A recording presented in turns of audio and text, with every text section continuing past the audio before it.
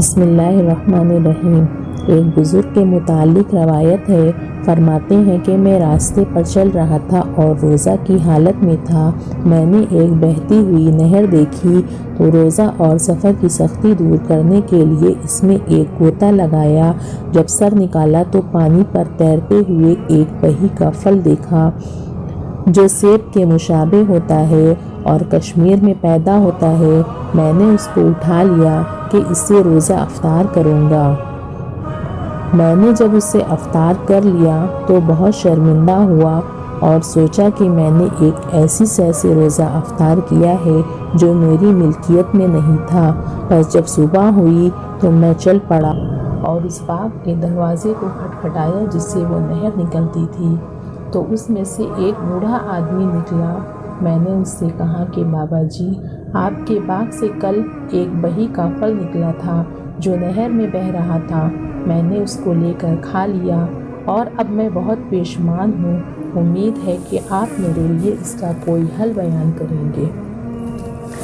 اس نے کہا کہ میں تو اس باغ کا مزدور ہوں اور مجھے اس باغ میں 40 سال گزر گئے، لیکن میں نے اس باغ کا آج تک ایک پھل بھی نہیں چکھا۔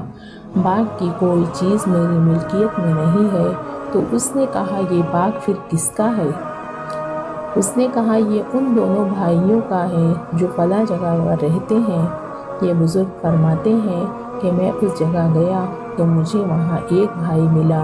میں نے اس کے سامنے وہ قصہ بیان کیا تو اس نے کہا کہ یہ آدھا باغ میرا ہے اور یہ بہی کا پھل بھی میرے آدھے حصے سے آزاد ہے۔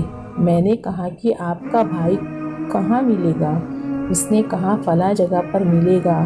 تو میں اس کے پاس پہنچ گیا اور اس کے سامنے سارا قصہ بیان کیا تو اس نے مجھ سے کہا، اللہ کی قسم، میں تجھے ایک شرط پر ہی آزاد کروں گا۔ اس نے کہا، تم میری بیٹی سے شادی کرنا ہوگا اور میں تمہیں اس کے 100 دینار بھی دوں گا۔ تو اس عابد نے کہا کہ افسوس کی بات ہے کہ مجھے اس کی کوئی ضرورت نہیں ہے۔ تو دیکھتا نہیں کہ میں تیرے ایک بہی کی وجہ سے کتنی مشقت میں ہوں؟ تم مجھے اس سے آزاد کر دو۔ اس نے کہا، خدا کی قسم، مذکورہ شرط کے بغیر میں تمہیں بالکل آزاد نہیں کروں گا۔ لیکن جب عابد نے بہت اصرار کیا تو اس نے تسلیم کر لیا اور کہا کہ اچھا۔ اس نے اس عابد کو 100 دینار دیے اور اس سے کہا کہ تو جتنا چاہتا ہے اس میں سے میری بیٹی کا مہر ادا کر دے۔ اس عابد نے سارا مال واپس کر دیا تو اس آدمی نے کہا کہ سارا نہیں، کچھ واپس کرو۔